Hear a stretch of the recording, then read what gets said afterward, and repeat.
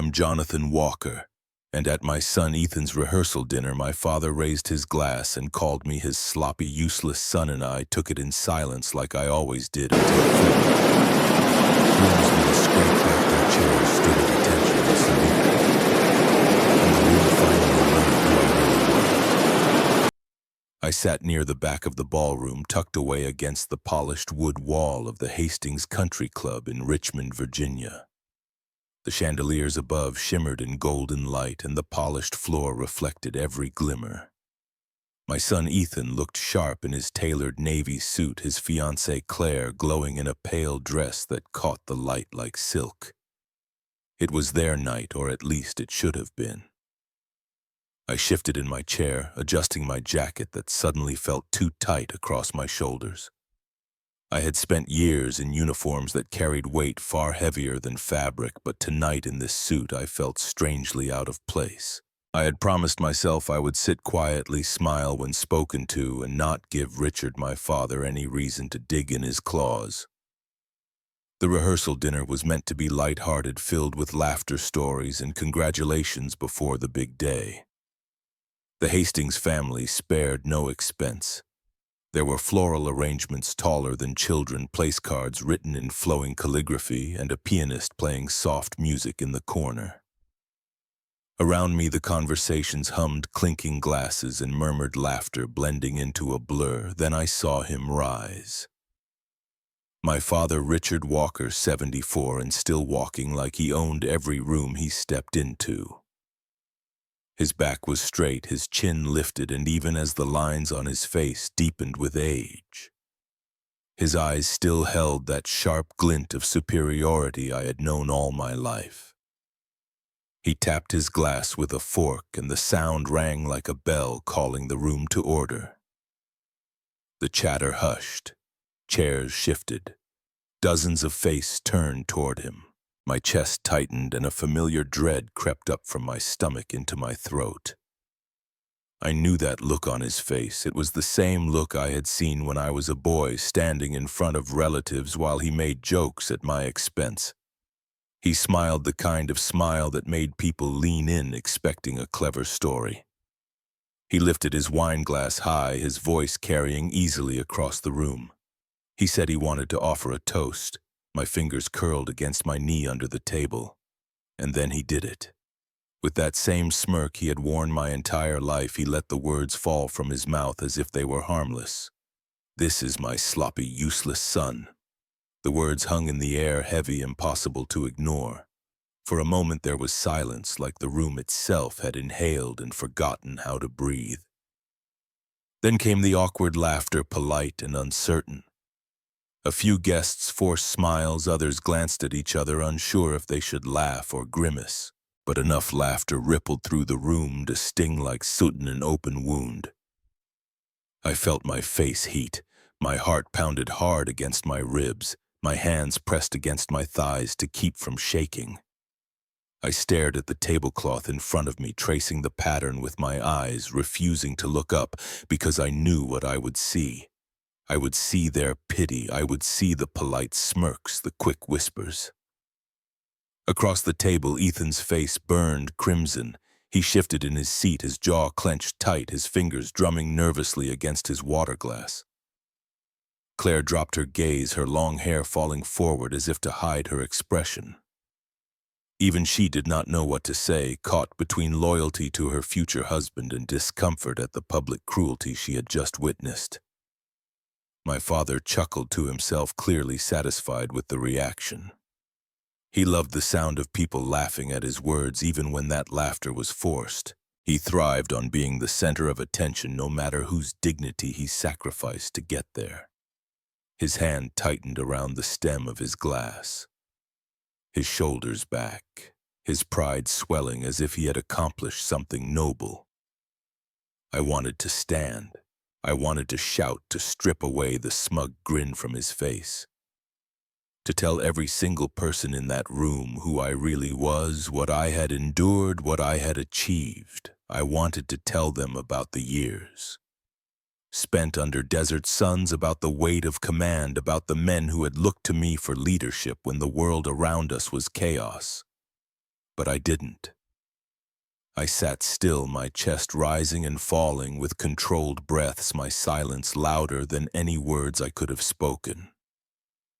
Around us, conversations picked back up, thin and nervous. People leaned into their partners, whispering quietly. The pianist's hands faltered before finding their rhythm again. The room had shifted, the lightness gone, replaced by a tension that clung to the air. Ethan looked at me, his eyes searching, but I gave him nothing. He was young, caught in the middle of generations, embarrassed by a grandfather he had grown up trying to respect and a father he didn't fully understand. Claire touched his hand under the table, offering comfort, though her lips pressed in a thin line told me she was unsettled too.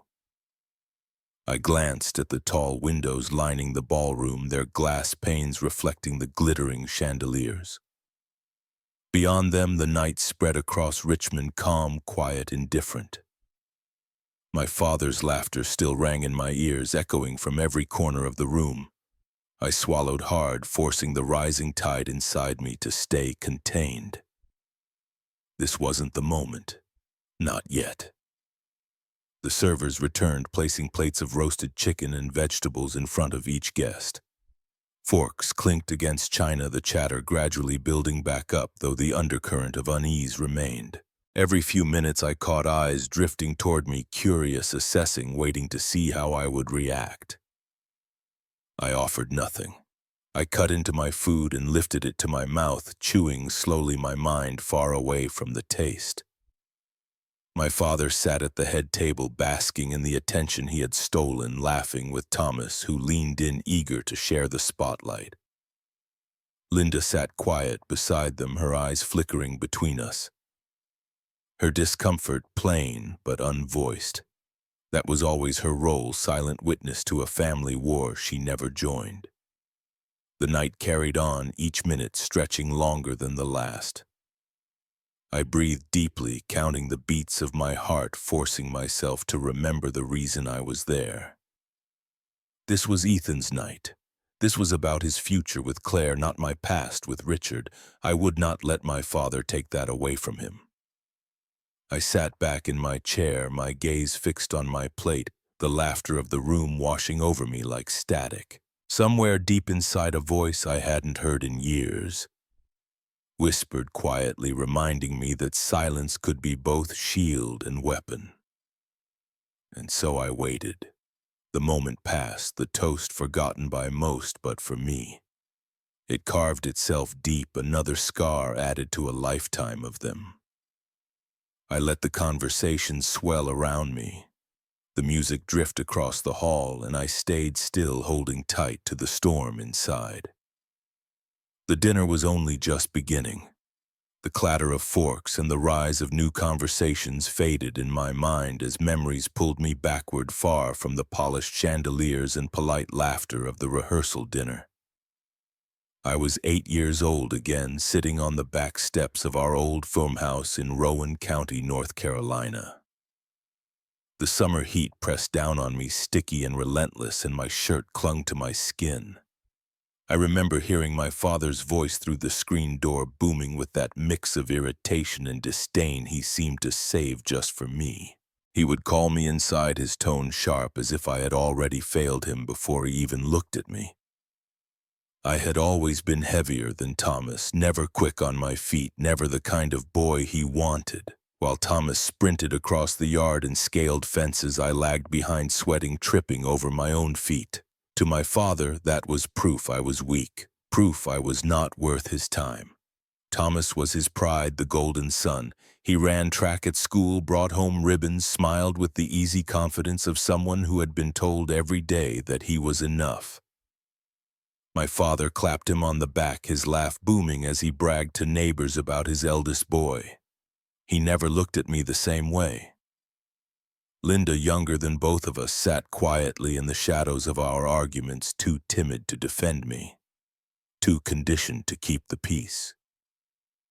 The only voice that ever cut through that storm belonged to my grandfather, Samuel Walker. He had been a soldier long before I was born, a man who carried himself with quiet strength, He smelled of tobacco and cedar, his hands rough from years of work on the farm. He would take me aside when my father's words cut deepest.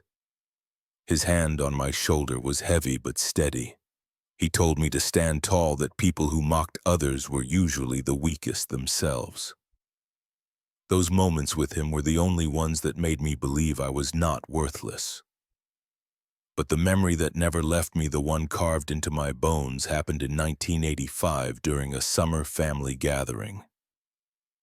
I was 14. The house was crowded with cousins and uncles, women balancing casseroles and pitchers of sweet tea. The porch sagged under the weight of relatives rocking in chairs, laughter spilling into the humid night air. Inside, my father decided to make me the punchline. I was carrying a tray of glasses, my palms slick with sweat. Before I could reach the table, I stumbled and one glass slid off, shattering across the kitchen floor. The room quieted for just a moment, then all eyes turned toward me. Richard rose from his chair, his face twisted in that smirk he wore whenever he spotted a chance to humiliate me. He grabbed my arm, yanking me forward into the living room where the others sat. I remember the sting of his grip, the way his fingernails pressed into my skin. He raised his voice so everyone could hear. "This is my clumsy boy. Can you believe he is 14 and still can't carry a tray without breaking something? Look at him. Always sweating, always out of breath, can't even stand straight." The laughter rolled through the room. It was not kind laughter, not the sort that softens embarrassment. It was sharp, jagged, the kind that feeds a crowd. My cheeks burned, my eyes blurred. I wanted the floorboards to open beneath me. I glanced at Thomas. He sat grinning, basking in the reflected light of not being the target. Linda avoided my eyes, her hands twisting in her lap. No one spoke for me. No one stopped him, except Samuel. My grandfather pushed himself up from his chair, leaning heavily on his cane. The room quieted, the laughter faltering under his presence. He placed a hand on my shoulder and pulled me gently toward him. His voice, gravelly with age, carried more weight than any shout. "Leave the boy alone, Richard. He is stronger than you think." My father scoffed, muttered something under his breath, but he went back down. The crowd shifted uncomfortably, some chuckling again, others falling sunt. Samuel guided me outside, away from their eyes. On the porch, he told me to never let my father's cruelty define me. He said scars from words could harden into armor if I let them. I held on to that moment like a lifeline. But even armor grows heavy when you are a boy carrying it alone. As the years passed, the pattern never changed. My father cut me down at birthday dinners, at church picnics, at every occasion where people might be watching. He seemed to enjoy making me the family spectacle. I learned to stay quiet, to hide in corners, to keep my head down. Thomas grew bolder. Linda quieter, and I carried the shame like it was stitched into my skin. By the time I was 16, I had stopped trying to win Richard's approval. I stopped running track after one humiliating meet where he told the coach I was too slow to bother timing. I stopped joining family games in the yard. I spent my nights in the barn loft listening to crickets and staring at the rafters, wondering if there was a place in the world where I would not be his disappointment. It was during those long nights that I began to dream of leaving. I imagined roads stretching far beyond the county lines, imagined uniforms that carried weight and purpose. I imagined a life where discipline and effort meant more than my father's sharp tongue. Even then, I did not say those dreams aloud. In our house, silence was survival. Back in the ballroom of the rehearsal dinner, the memory of that night in 1985 still pressed against me. I could see the faces of my cousins laughing, hear the sound of glass shattering on the floor. I could feel my grandfather's hand steadying me. I blinked, pulling myself into the present, the chandeliers above, blurring for a moment before coming back into focus. Around me, guests continued their conversations, unaware of the storm that raged inside my chest. Ethan leaned closer to Claire, whispering something that made her smile faintly, but his eyes kept darting toward me. I wondered if he saw the same weight in me that my grandfather once had, or if he only saw the man his grandfather Richard always claimed I was. The music swelled again from the piano light, and elegant masking the undercurrent of tension. My father's voice rose from across the room, laughing loudly at something Thomas said.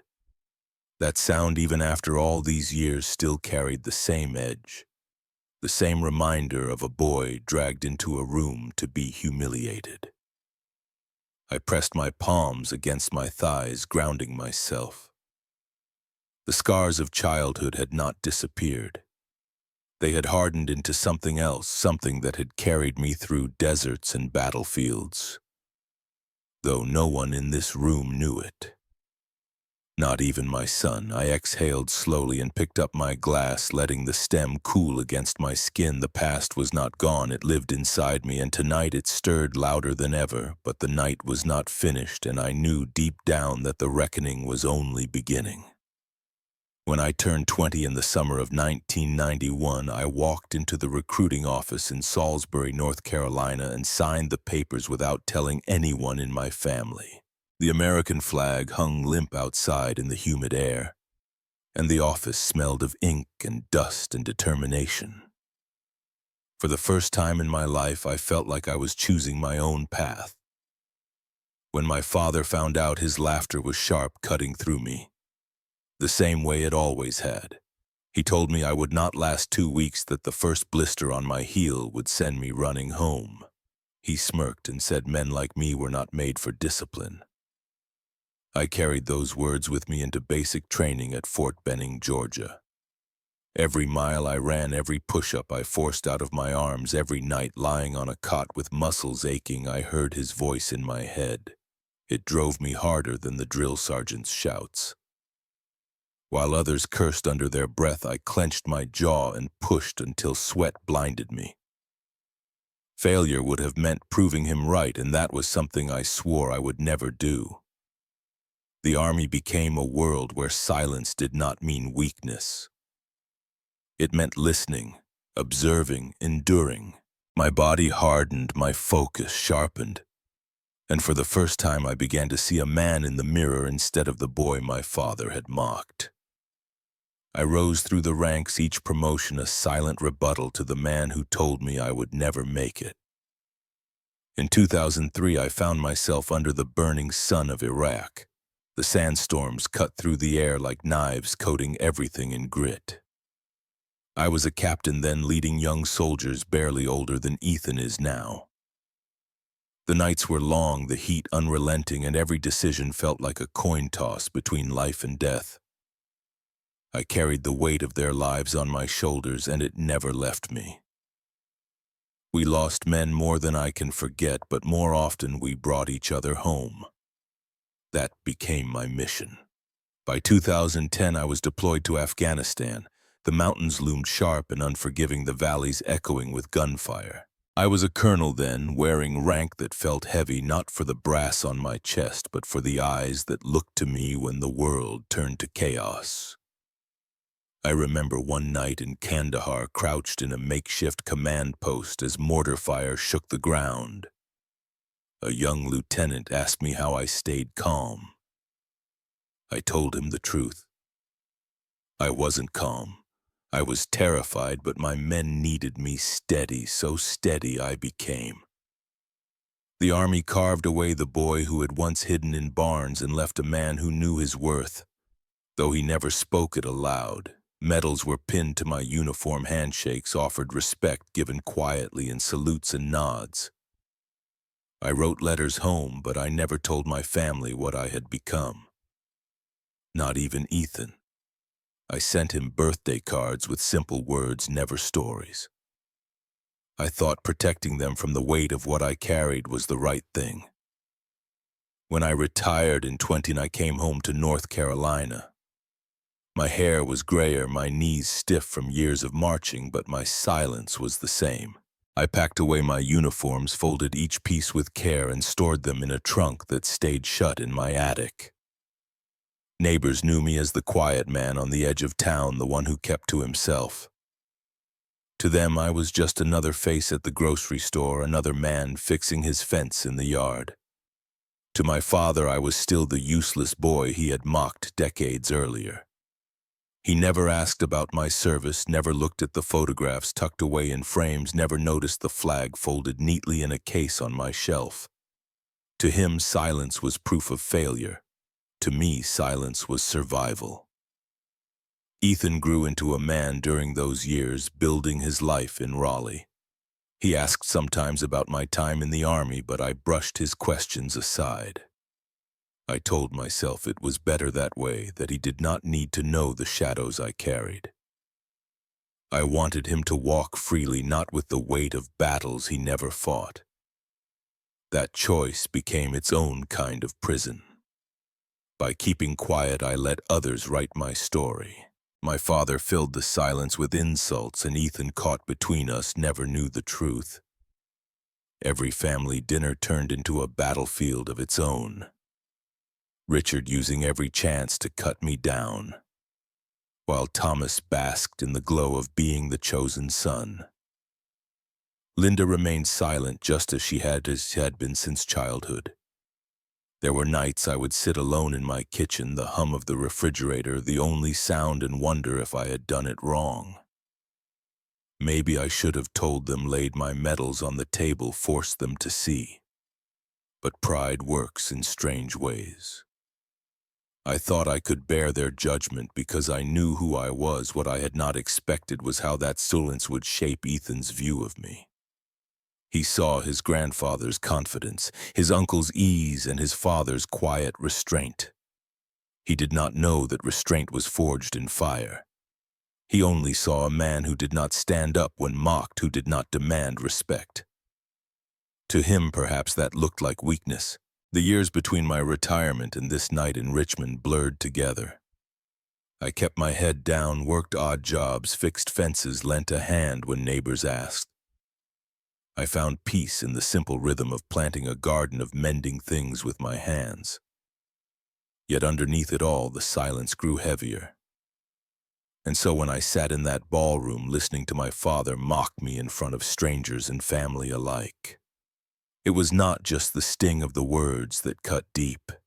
It was the weight of decades, the echo of every insult layered over the quiet life I had built. None of them knew the man I was. None of them had seen the years of command, the nights under fire, the faces of men who trusted me with their lives.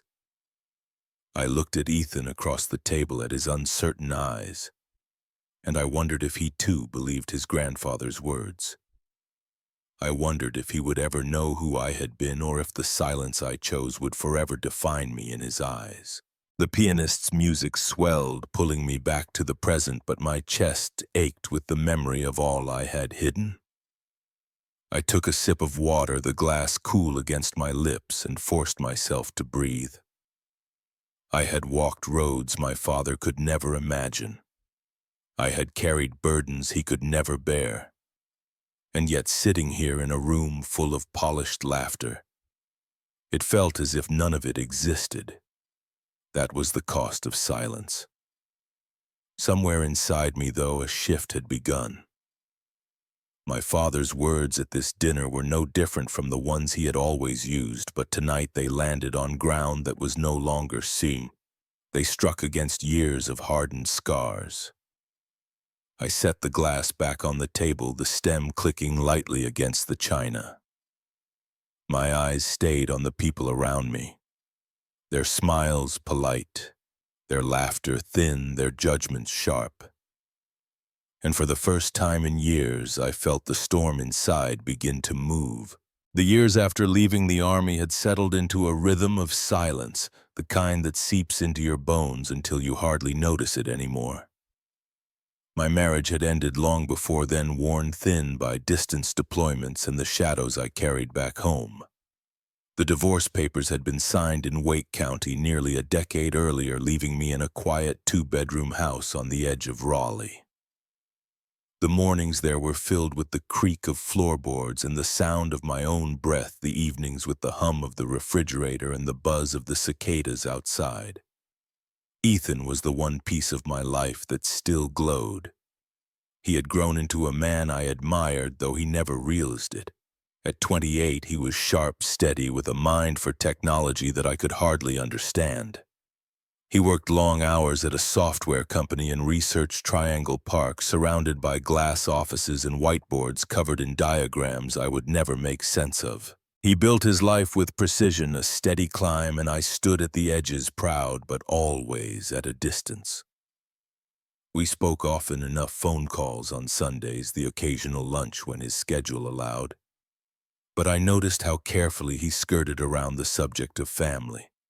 He asked about my health, about the house, about my garden, but never about his grandfather or the past.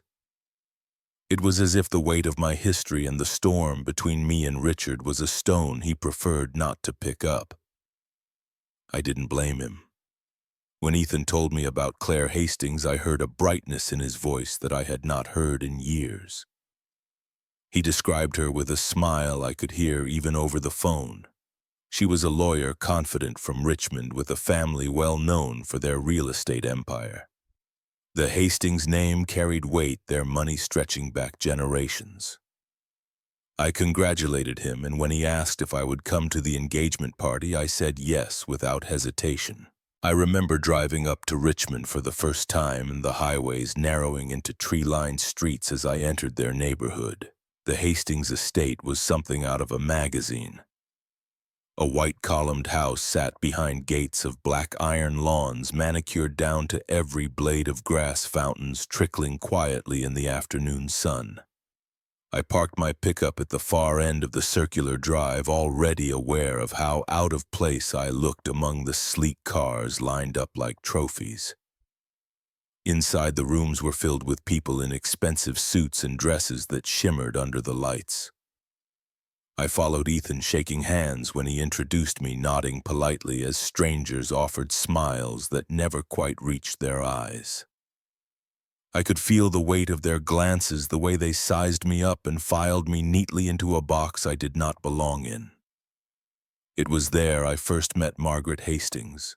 She stood near a grand piano, her posture straight, pearls at her neck. Her expression composed, like someone accustomed to being in control. When Ethan brought me to her side, her eyes swept over me, quickly taking in my suit. That was a little too worn at the cuffs, the shoes polished but not new. She offered her hand with a practiced smile. "You're Ethan's father?" she said, her voice smooth and cool. I nodded, told her I was glad to meet her. She held my hand for just a moment longer than necessary, then let it go. Her eyes narrowing almost imperceptibly.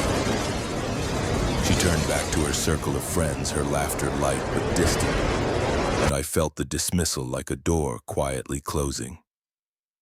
Dinner that night was a formal affair, the kind where courses were served in silence by staff who moved like shadows. I sat beside a man who managed one of the Hastings developments, his conversation circling around golf clubs and investment portfolios. I nodded along, offering nothing, my fork heavy in my hand. Across the table, Ethan laughed at something Claire whispered, his happiness a light that cut through the chill of the room, but Margaret's eyes found me again. At one point, she leaned forward slightly, her voice just loud enough for those nearest to hear. "You are quite different from our family, Jonathan." The words slid across the table like a blade, polite on the surface but sharp underneath. For a moment, the clink of silverware dulled, and I felt the familiar burn in my chest. I forced a smile, nodded once, and returned to my plate. Inside, the storm pressed harder, memories of my father's voice, tangled with the cold gaze of this new judge. Ethan noticed. His hand tightened briefly on Claire's, his jaw set as he glanced at me. But he said nothing. He was caught just as I had always been caught, between the people he loved and the ones who measured him. I wanted to tell him it was fine, that I had lived through worse, that words like hers could not cut deeper than what I had already endured. but I stayed silent, my fork moving slowly across the porcelain, the taste of the food lost on my tongue. Later that evening, as I stood near the back doors leading out to the terrace, I watched the lights of Richmond glitter in the distance. The voices inside carried through the hall, laughter and conversation blending into one steady hum.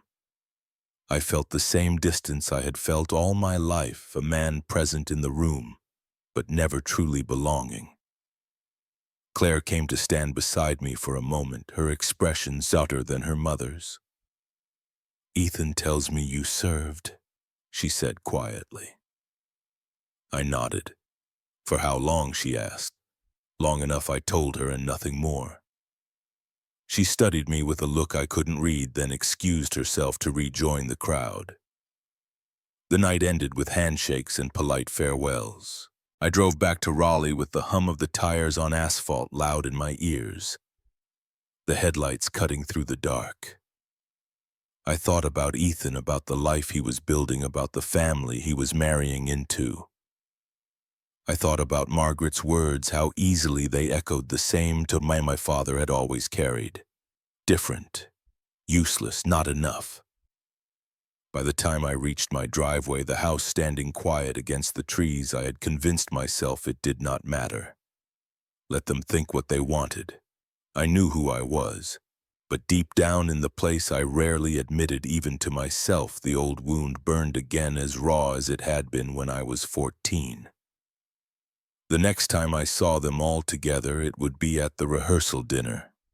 And though I could not know it then, the storm I had carried for decades was closer than ever to breaking. The Hastings dining room smelled faintly of cedar and wine, its long polished table set with china that gleamed under soft lights. The night before the wedding rehearsal had brought both families together, and the weight of tradition pressed down on every chair. I sat midway down the table, flanked by strangers in pressed suits. My hands folded neatly in my lap as I listened to voices that did not belong to me. At the head of the table, Richard leaned back comfortably in his chair, a glass of bourbon in his hand. Beside him, Thomas wore a grin that had always come too easily, the kind of grin of a man who had never been told he was not enough. The two of them spoke like they were the only voices in the room that mattered.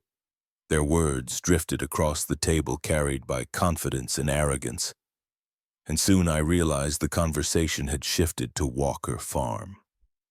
The farm stretched across 300 acres of North Carolina soil fields that had been in our family since my grandfather's time.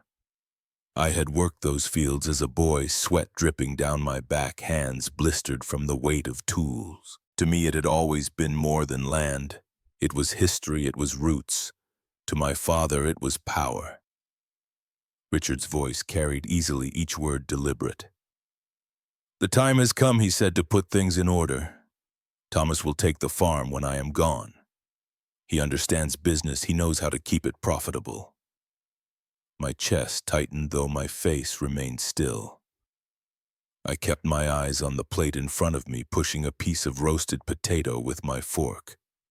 The voices around the table continued, but those words drowned them out. Thomas chuckled, leaned closer to my father. "You know I'll take good care of it. We can expand, sell part of the land near the highway, build something worthwhile." Worthwhile.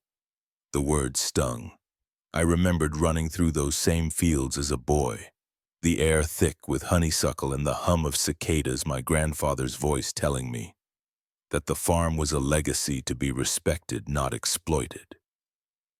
To Thomas, it was only a ledger waiting to be filled. I said nothing. My silence was a habit, my armor, but inside the storm pressed harder. Across the table, Ethan shifted uncomfortably. His eyes flicked toward me, then quickly away. He cleared his throat, tried to steer the conversation elsewhere. "So, Dad," he said quietly, "what do you think of the wedding venue?" His voice cracked slightly too loud for a room filled with hushed tones. My father laughed, dismissive. "He doesn't have much to say. Never has." The guest chuckled politely, and the conversation flowed back to investments and inheritance, the future of Walker Farm already sealed in their minds. I lifted my glass of water, holding it steady, though my hand trembled slightly. I forced myself to swallow the cool liquid, easing the dryness in my throat, but not the heat rising in my chest. My eyes found Ethan again. He stared down at his plate, his fork unmoving, his lips pressed into a thin line. Shame colored his face, not just for me, but for himself, caught in a storm between a father he could not understand and a grandfather he could not defy. Claire rested a hand on his arm, whispering something that drew a small nod, but her eyes darted toward me, uncertain. She had seen enough to know there was more beneath the surface, but like Ethan, she chose silence. The meal continued, course after course, arriving on silver trays. I barely tasted any of it. The farm was theirs in their minds, written into their future, and I was a shadow at the table, a presence that did not factor into their plans. Richard raised his glass again, his voice booming, drawing attention as he loved to do. "To family," he said. "To Thomas, the future of Walker Farm." The room clinked glasses in unison. I lifted mine slowly, touched it to my lips, and drank nothing. Margaret Hastings smiled politely, her pearls catching the light, her eyes moving between Richard and Thomas as if she approved of the alignment. To her, it must have seemed logical. Wealth married into wealth, power preserved by those who understood it. I could almost hear her unspoken thought. Jonathan is not part of this world. I sat back in my chair, letting the voices wash over me, letting the laughter sting without flinching. My father's hand rested proudly on Thomas's shoulder, the gesture clear. "This is my son. This is the heir." The storm inside me grew louder, but I kept it contained, the way I always had. My silence did not mean acceptance, though they all believed it did. It meant I was waiting. The meal ended with dessert, sweet custard served in delicate glass bowls. I spooned mine slowly, though the taste was ash on my tongue. Ethan excused himself to step outside, Claire following, and I watched him go. His shoulders heavy, his steps uncertain. He was caught in the same web I had lived in my whole life. The room buzzed with new conversations, the clink of glasses rising again, but I barely heard it. My eyes drifted toward Richard, his laughter filling the air as Thomas leaned in, his own smile wide. They had already erased me from their picture of the future, already cut me out of the story of our family. But deep down, a voice stirred, the same voice I had heard in battlefields and deserts, the voice that reminded me. Silence was not surrender. I set my spoon down, the faint clink against glass lost in the hum of the room. My gaze stayed steady, fixed on the men at the head of the table. I said nothing, but inside the weight of generations pressed against me, and I knew the cracks in our family were widening deeper than they realized. The night stretched on, laughter filling the air. But for me, the world narrowed to the storm inside a storm that was no longer willing to be ignored. The next afternoon, the sun dipped low over Richmond, spilling light across the terrace, where guests mingled with glasses of champagne in hand. The rehearsal was finished, the decorations set, and the air buzzed with that mixture of nerves and excitement that clings to the day before a wedding. I stood near the railing, the city skyline stretching in the distance, watching as Ethan approached with 4 men at his side. "Dad, I want you to meet some friends," Ethan said, his voice carrying that steady pride he reserved for moments he thought mattered. "These are the guys standing with me tomorrow." The 4 men came forward, each extending a hand. The first was David, tall, with close-cropped hair and the posture of someone who had spent years being trained to stand straight. Next was Marcus, broad-shouldered with a scar cutting faintly along his jawline, though his smile was easy. Ryan followed, lean with sharp eyes that seemed to take in everything around him. Last was Luis Younger, with an intensity in his gaze that spoke more than words could. I shook each hand, feeling the firmness in their grips, the weight of familiarity I could not yet place, but when their eyes met mine there was something else. A recognition that passed too quickly to be spoken aloud, yet lingered like a shadow in the air. "It is good to meet you, sir," David said, his voice measured. For a moment his gaze lingered as if searching my face for a memory. Marcus followed, his grin genuine but his eyes heavy with something deeper. "I have a feeling we might have crossed paths before," he said lightly, almost joking, but not quite. Ryan tilted his head slightly, his handshake steady. "Did you serve Mr. Walker?" he asked quietly, his tone casual but his eyes sharp. Luis stood last, his hand warm in mine, and his words came softer.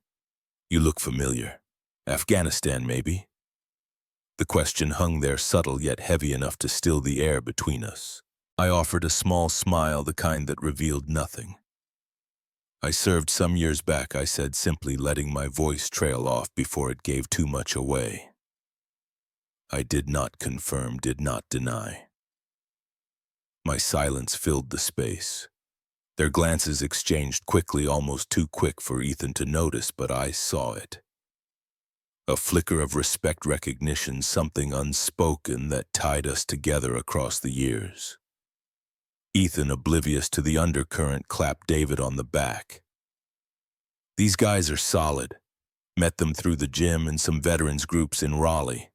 They have been a huge support." I nodded, still holding their eyes. "Support comes in many forms," I replied, my words carrying more weight than I intended. For a moment the terrace grew quieter in my mind. I could hear the faint rustle of leaves, the sound of laughter from another group of guests. The clink of glasses against the setting sun. But the storm inside me grew louder. These men were not strangers. They knew, or at least they suspected. And if they knew then, the silence I had carried for decades was one breath away from breaking. Marcus leaned closer as the others shifted, his voice lowered. "If I am not mistaken, I think I saw you once in Kandahar 2011. A checkpoint outside the city, Colonel." The word slipped out so softly it could have been mistaken for the wind. I felt the old weight press down, the memories of mountains and gunfire flooding back. My jaw tightened, but I forced the smile to remain, my eyes steady. "You must be mistaken," I said gently, letting the denial settle in the air. He studied me for a moment, then nodded once, as if respecting the choice. The others glanced between us but said nothing. Ethan laughed lightly, unaware of the exchange. He told a story about how they had all met, about lifting weights and sharing meals after long training sessions. His voice carried pride, joy, even as he looked at his friends. But beneath his words, the silence between me and those men stretched heavy and unspoken. Margaret Hastings drifted past with a glass of wine, her eyes flicking toward me and the group. She paused just long enough to let her gaze sweep over me, cold and assessing, before turning her smile back to the circle of her friends. Her dismissal was clear, her judgment quiet but sharp. The groomsmen noticed. Ryan's jaw tightened. Luis glanced at me with something close to anger, but I gave nothing away. I had lived too many years letting judgment glance off me like rain. Ethan excused himself to fetch Claire, leaving me for a moment with the four men. David's voice broke the silence, quiet and sure. "Some truths have a way of finding light, Colonel." I met his eyes, steady and calm, my voice measured. "Tonight is about my son, not me." He nodded once, and the others followed, their respect evident in their silence. When Ethan returned, the moment had passed. Introductions were over, laughter rose again, and the terrace filled with the warmth of evening. Yet the hint remained lodged deep in the room like a nail in old wood.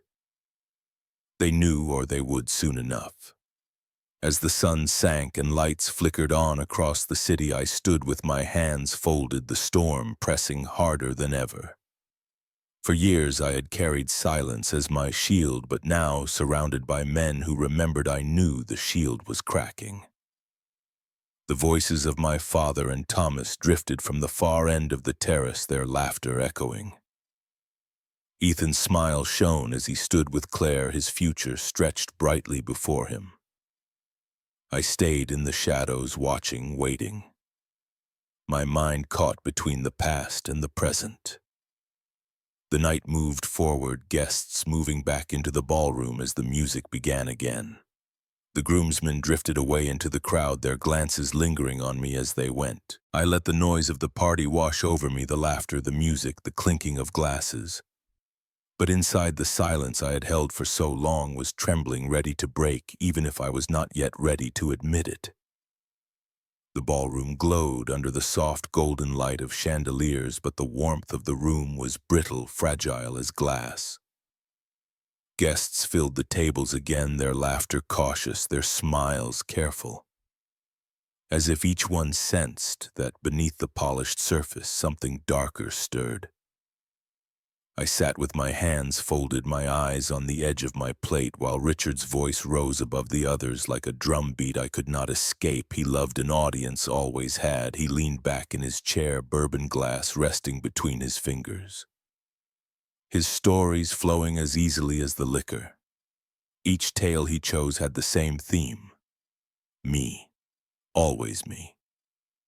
He spoke of a fishing trip when I was 12, how I slipped and fell into the water, thrashing clumsily until my grandfather pulled me out. He laughed, the sound sharp, and the people around him chuckled along, though their eyes flicked toward me with unease.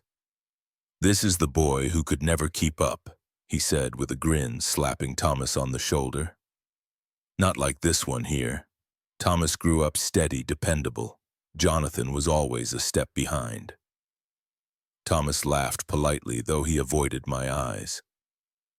Linda sat still, her fork untouched, her gaze fixed on the tablecloth as if she could disappear into it. Another story followed, one about the time I supposedly broke the tractor trying to help on the farm, a story he had told so many times it had grown into legend. He embellished his arms, waving, his voice booming across the hall. By the end, the guests were laughing again, the kind of laughter that is half amusement and half relief that the joke is not on them. I clenched my jaw, feeling the heat climb my neck. My chest rose and fell slowly, controlled the way I had trained myself in deserts and mountains, where panic could get a man killed. Silence had been my shield for decades, and it wrapped around me again, though it felt thinner now, brittle against the weight of his voice. Across the table, Ethan shifted uncomfortably, his eyes darting between me and his grandfather. Claire's hand rested on his arm, her expression uneasy. She whispered something to him, but her gaze fell on me. Her lips pressed into a tight line. She knew this was cruel, anyone with eyes could see it, but no one moved to stop it. I could hear Samuel's voice in my memory, steady and sure, the way it had been that night on the porch in 1985. True worth does not shout. One day it will speak for itself. I had carried those words through battles and into silence, but tonight they pressed harder against my chest, reminding me that storms do not last forever. Richard was not finished. He raised his glass, grinning wide, his voice carrying to every corner of the room. "Let me tell you about the time Jonathan tried to join the football team. He lasted 2 days, couldn't handle the running, couldn't keep up." The guests laughed again, though softer this time, their glances sharper. Discomfort flickering in their eyes. Some smiles faltered, some forks stilled in midair. Even they could feel the line being crossed. But Richard pressed on, fueled by the sound of laughter, blind to the shifting mood. My hands curled into fists beneath the table nails, pressing into my palms. The storm inside me pressed hard against the sunset, rattling the shield I had built. My breathing steadied, but my pulse roared in my ears. Ethan finally spoke, his voice strained. "Grandpa, maybe we should talk about something else." Richard chuckled, waving him off. "Don't be so serious, boy. These are just stories. People love stories." The words hung heavy in the air, and for the first time the laughter did not follow. The room had shifted, the tension thick enough to taste. I felt eyes turning toward me, watching, waiting to see if I would finally break my silence. I lifted my glass of water, the cool rim steady against my lips. My hand did not shake, though inside my chest the storm raged louder than it had in years. I swallowed slowly, my gaze fixed on the reflection of the chandelier in the water, and I said nothing. But the silence itself spoke. It carried across the table, through the room, a weight heavier than any words. The guests shifted in their seats, some clearing their throats, others looking down at their plates. The pianist at the far corner faltered again before finding his rhythm. Richard smirked, confident in his performance, but I could see the cracks in the crowd. The laughter had thinned, replaced by something else. Unease, discomfort, a quiet recognition that what they were witnessing was not entertainment but cruelty. My father did not see it. He never did. He thrived on attention, and he mistook silence for victory. But I knew the tide was shifting. I let the glass rest back on the table, my fingers steady against the stem. My gaze stayed low, but inside I was no longer holding only silence. I was holding the weight of decades, the memory of battles, the truth of who I was. The storm pressed hard, rattling the cage I had built, demanding release. The night had not yet reached its breaking point, but it was coming. I could feel it in the air, in the shifting glances, in the faltering laughter. It was there in Ethan's clenched jaw, in Claire's uneasy stare, in Linda's lowered eyes. The storm was waiting, pressing harder, and soon the silence would no longer hold. Richard rose again, his movements deliberate, the bourbon glass in his hand. Half empty but held as if it were a scepter. The murmur of conversation around the room quieted.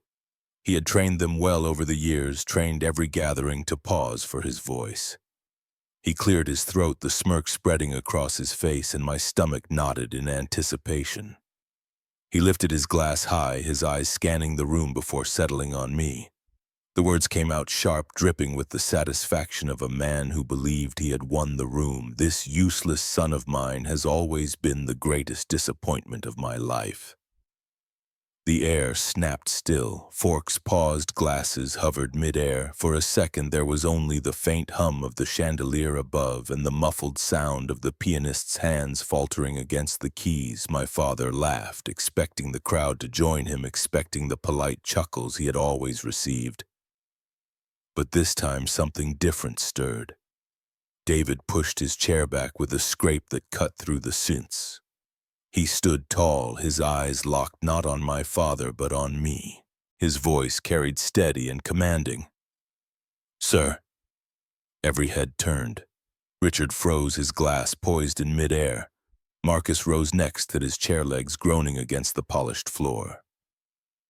Ryan and Luis followed in unison, their movements precise. Practiced the kind of movement that came not from rehearsed politeness but from years of training. Together their voices filled the hall, firm and unwavering. "He is our commanding officer." The words detonated in the room. The air shifted, heavy with recognition, heavy with something greater than the mockery that had filled it moments before. Then came the salute. 4 hands raised sharply, fingers pressed tight against brows, bodies rigid, eyes forward. The sound of it was silence, but it was a silence louder than any insult, louder than any laughter. It cut through every corner of that ballroom and landed squarely on my father's face. I felt the storm break inside me.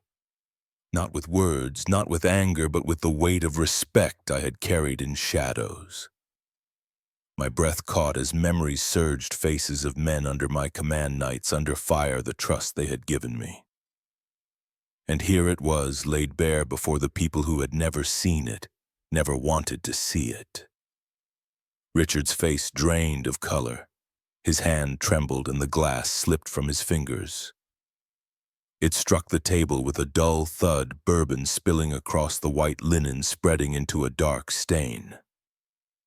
The room gasped, the sound rolling through the crowd like a wave. Ethan's eyes went wide, his mouth parting as if words might come, but none did. Claire covered her lips with her hand, her gaze darting between me and the four men standing in salute. For the first time in years, no one laughed, no one dared.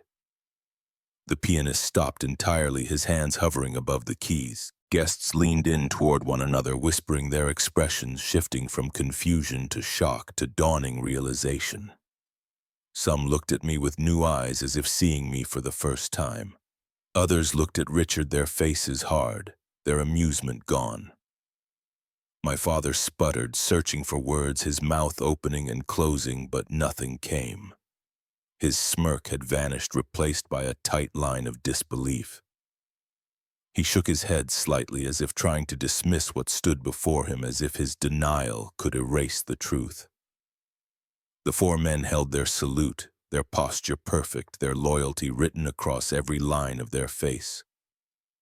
The weight of it filled the hall, a declaration no one could ignore. I did not stand. I did not move. I sat still, my hands resting calmly on the table, my eyes fixed forward. For once, silence did not feel like a cage. It felt like victory. Richard stumbled back into his chair, his shoulders slumping. He reached for a napkin, dabbing at the spilled bourbon as if tidying the mess could erase the humiliation. But the stain spread wider, impossible to hide. Ethan leaned forward, his eyes locked on me, questions swirling behind them, awe breaking through the confusion. Claire squeezed his arm, her own expression unsteady, torn between shock and admiration. Around the room, the whispers grew. Colonel, commanding officer, did you hear that? Years of silence unraveled in an instant. The truth laid bare not by my words, but by the men who stood for me when I had chosen not to. The storm inside me settled just for a moment, replaced by a calm I had not known in decades. My father had always believed silence was weakness. Tonight, silence had spoken louder than any voice, louder than any story he had told. The groomsmen lowered their hands in unison, their eyes meeting mine, for the briefest moment, respect passing silently between us. They returned to their seats, the weight of what they had done lingering in the room like smoke after fire. No one touched their food, no one spoke above a whisper. Richard sat stiff, staring at the stain spreading across the tablecloth. Ethan leaned back slowly, still staring at me as if he were seeing his father for the first time. The night was not over, but the shift had come. The tide had turned, and the balance in that room would never return to what it had been. The ballroom had fallen into a silence so complete that even the soft hum of the air vents seemed loud. Faces leaned forward from every table, whispers spreading like ripples across still water. I caught words here and there, fragments floating through the hush. Colonel, commanding officer, could it be true? Margaret Hastings sat rigidly at her table, her hand frozen halfway to her glass. The pearls at her neck caught the light as she turned her gaze toward me, her usual composure faltering. Her lips parted slightly, but no words came. Her husband William adjusted his cufflinks with trembling fingers, his eyes fixed on me with a weight I had not seen before. There was no dismissal in his stare, no cold judgment. There was something closer to respect, though he seemed reluctant to admit it even to himself. At the head of the table, Richard cleared his throat loudly. His face was flushed, his hands restless as he dabbed at the spilled bourbon with his napkin. He forced a laugh that rang hollow in the quiet room. "Don't listen to them," he said, waving his hand toward the groomsman as if swatting away flies. "He has never accomplished anything. Nothing worth talking about." But no one laughed. The silence that followed was sharper than any insult he had ever thrown. His words fell flat, hanging in the air without purchase, and the weight of the quiet pressed down on him. His smirk faltered, his eyes darting across the room, searching for an ally, for even one chuckle of support. None came. The whispers grew bolder now. Someone near the back asked in a hushed tone if I had really commanded troops in Afghanistan. Another voice wondered aloud about Iraq, about medals, about the truth hidden behind my silence. Heads turned toward me, their eyes filled with something new. Something that was not pity, not disdain, curiosity, respect, even shame for not having seen sooner. My father's hand shook as he reached for his glass again, but it was empty and the tablecloth beneath him was stained deep. His jaw tightened, his eyes narrowing, but the power he had always held in rooms like this was gone, stripped away in a moment. I sat still, my hands folded loosely, my breath steady. For years, silence had been my shield, but now it was no longer mine alone. The silence of the room belonged to me. It answered for me, carried weight I had never spoken aloud. Ethan rose slowly from his chair. His face was pale, his eyes glassy. He looked at me with something I had not seen in him since he was a boy. Awe. His lips trembled as if searching for words, but he did not speak. Instead, he placed a hand flat on the table, steadying himself. His gaze locked on mine. For the first time, his eyes did not carry confusion or disappointment. They carried respect. Claire reached for his arm, whispering his name, but Ethan shook his head gently, his focus unmoving. My father tried again, his voice louder, his words desperate. "He has always been a liar. Do not be fooled. He never stayed with anything. He never finished what he started." But even as he spoke, the room betrayed him. Guests shifted away from him, their eyes hard, their expressions cold. Margaret looked down, embarrassed to be associated with his voice. William straightened in his chair, his jaw set in disapproval. Even Thomas, who had always basked in Richard's favor, sat stiff and silent, his grin gone, his hands fidgeting nervously in his lap. No one supported him. His laughter no longer filled the room, his authority no longer commanded attention. He was a man exposed, stripped of his armor, clutching desperately at words that no longer held power. The groomsmen sat back down, their presence still heavy in the air. They did not need to speak further. Their salute had been enough. Ethan's chair scraped softly against the floor as he stepped closer to me. His voice cracked, quiet but clear enough for the room to hear. "Dad." He said it like it was new, like it had meaning. His eyes burned red and his throat worked as if he were holding back more. I had never seen him look at me like that. The silence stretched thick and heavy, broken only by the faint shuffle of feet and the clink of a glass set down somewhere in the back. Richard slumped further into his chair, his hands trembling, his face pale now instead of flushed. The bourbon stain spread wider across the linen and he stared at it as if it might swallow him whole. I kept my eyes on Ethan, steady and calm. I gave him nothing but presence, nothing but the truth of who I had always been. It was enough. The guests settled back slowly, their voices hushed but reverent, their eyes shifting from me to Richard and back again. The power in the room had changed hands and everyone knew it. The storm inside me was quiet now, its fury spent, leaving only the steady calm of truth finally uncovered. I did not speak. I did not need to. The silence was mine. Morning broke clear in sharp sunlight pouring through the blinds of my small hotel room in Richmond.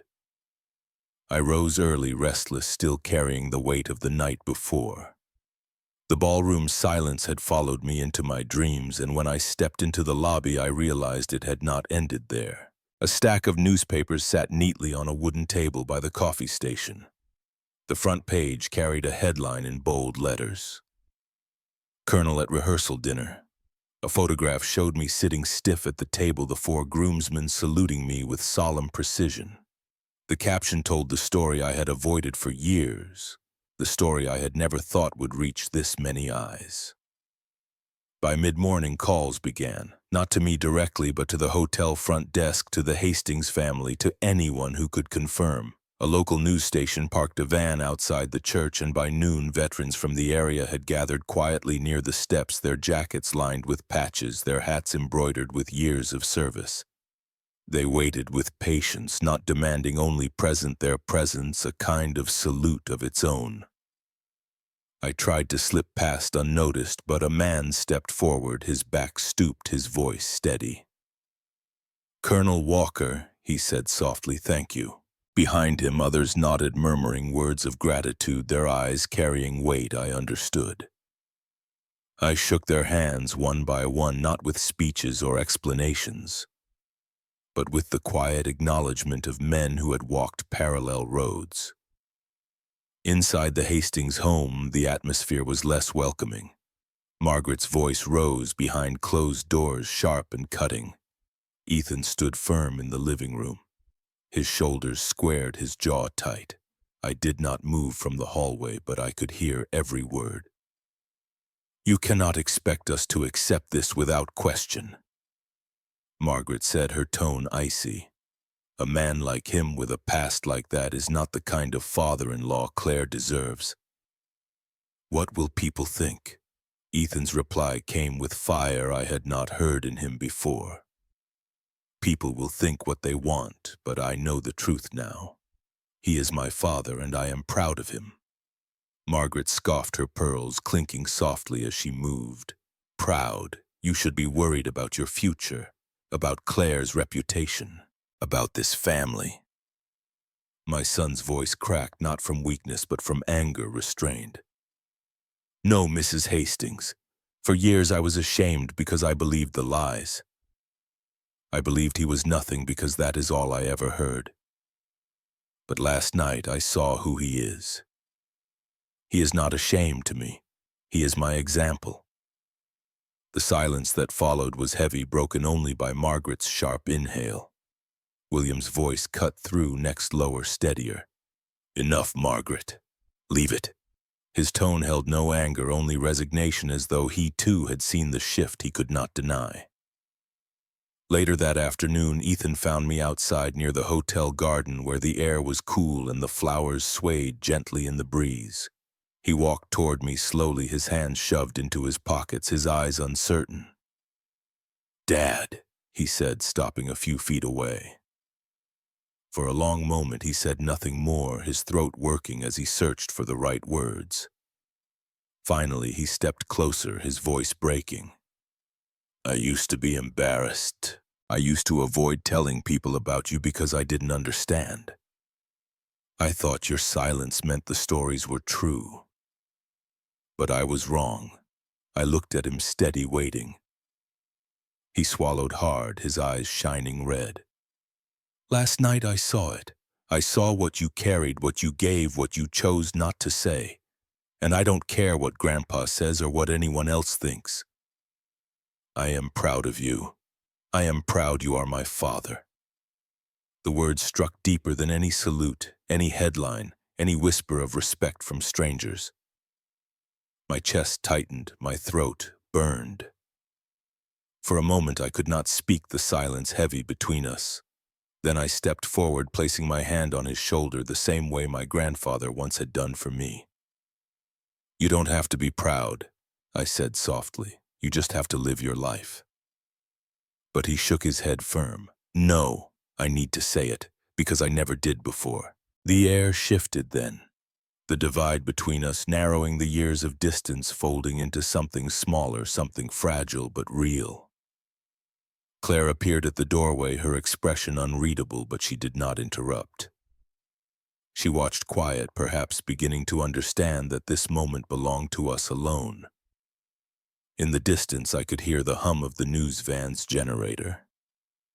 The muffled voices of veterans gathered near the church. The truth had spread beyond us now, carried by others. But here in this small garden it had finally landed where it mattered most. Ethan wiped his eyes, quickly embarrassed by the display, but I saw no shame in him.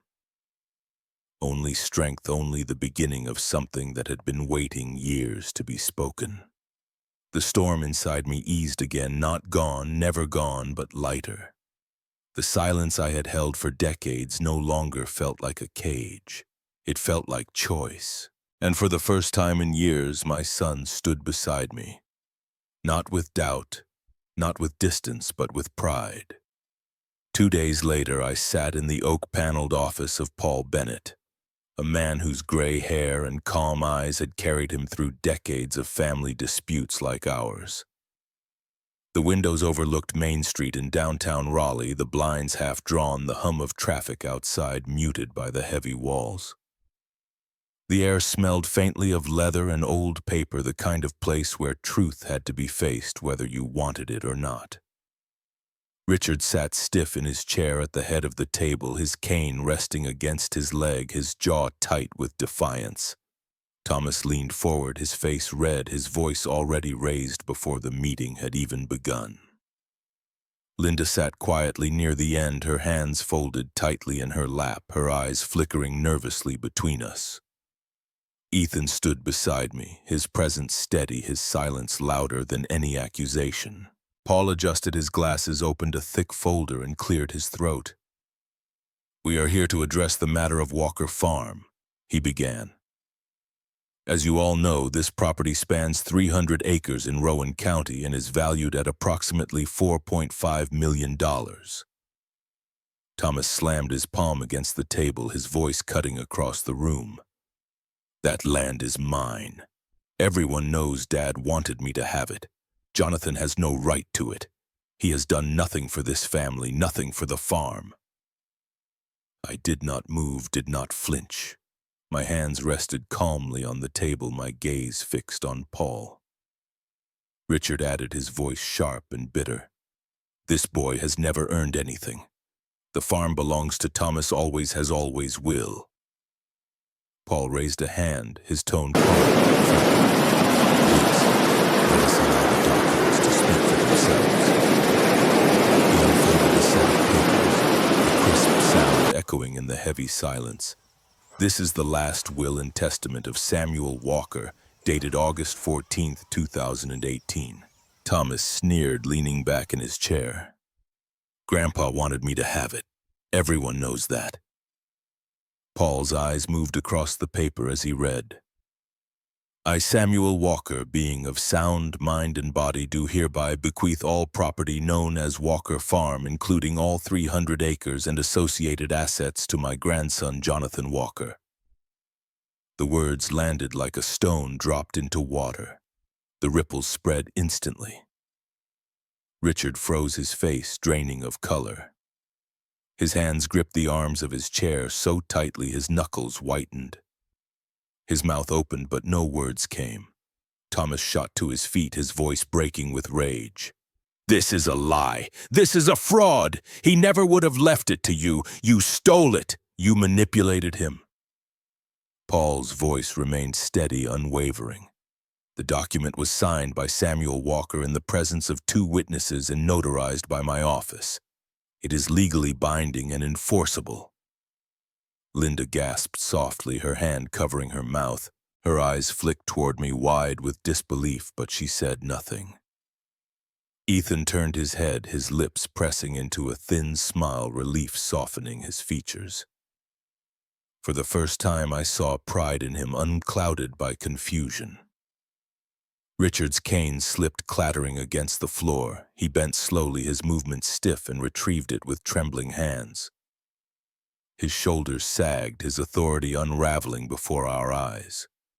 Thomas pointed at me, his fingers shaking. "You don't deserve it. You never worked that land. You abandoned this family." I met his eyes, my voice calm, steady. I worked those fields before you were old enough to hold a rake.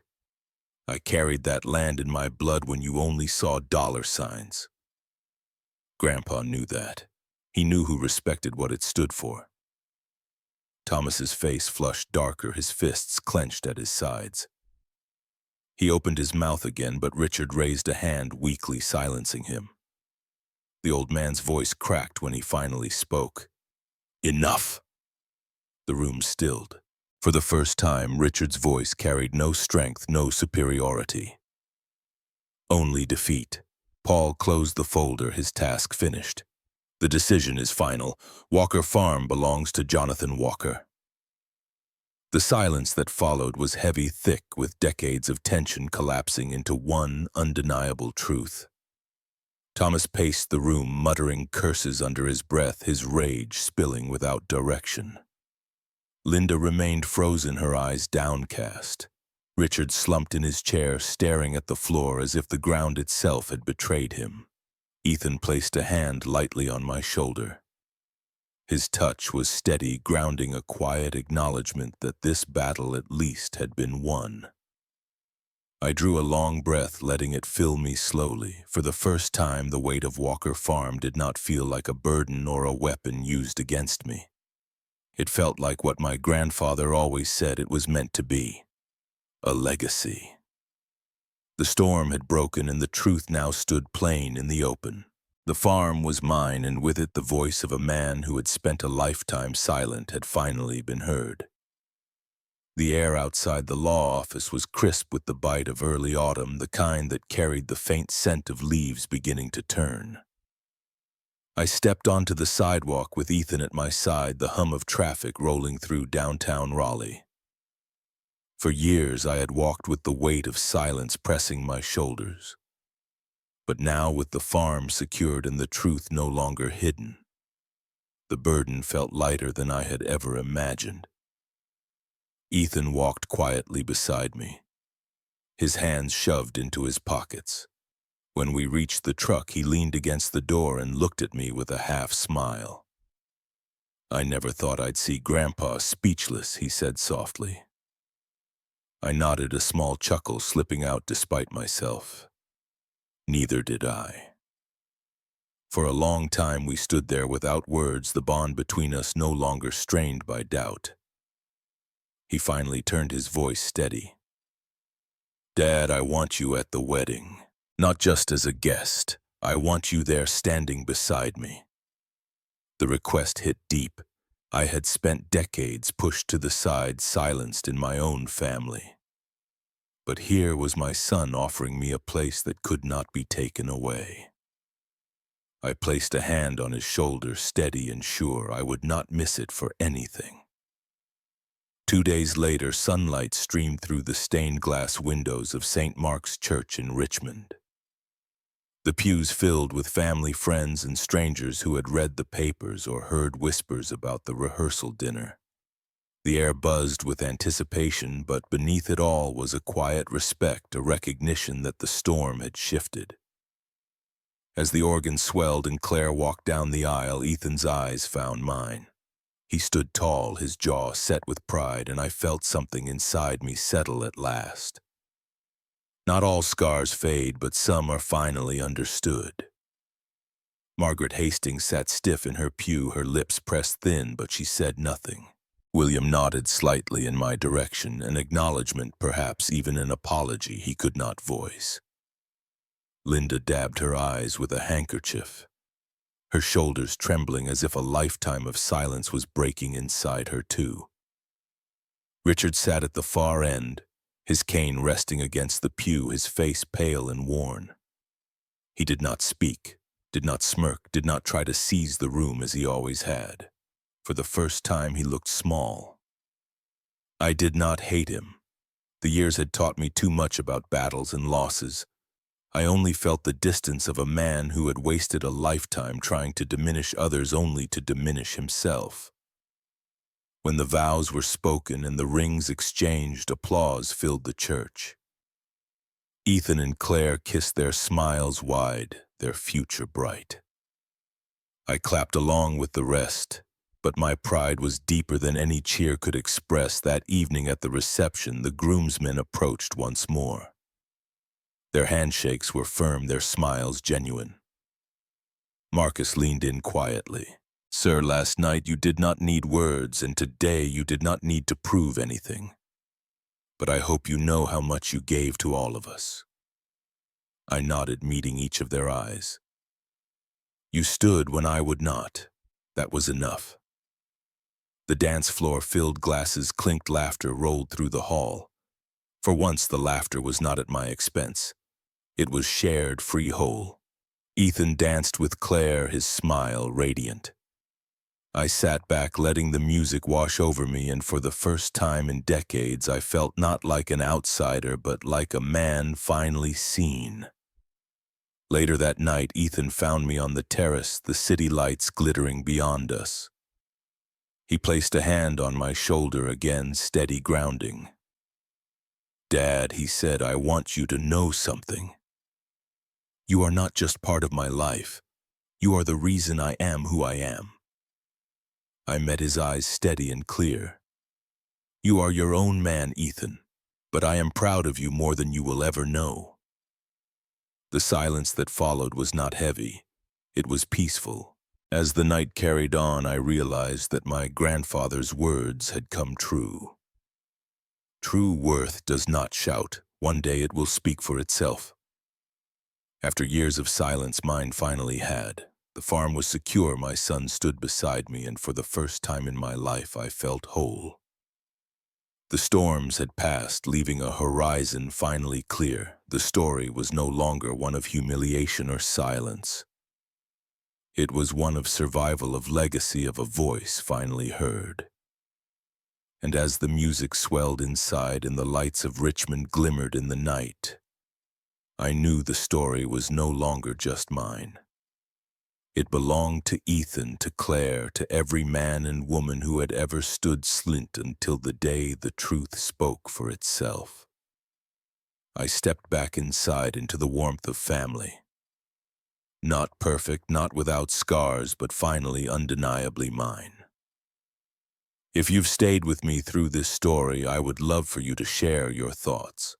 Like this video, share it with someone who believes in second chances, and subscribe to the channel so you will not miss the next story. Your support means more than you know, and it helps us keep telling the stories that matter.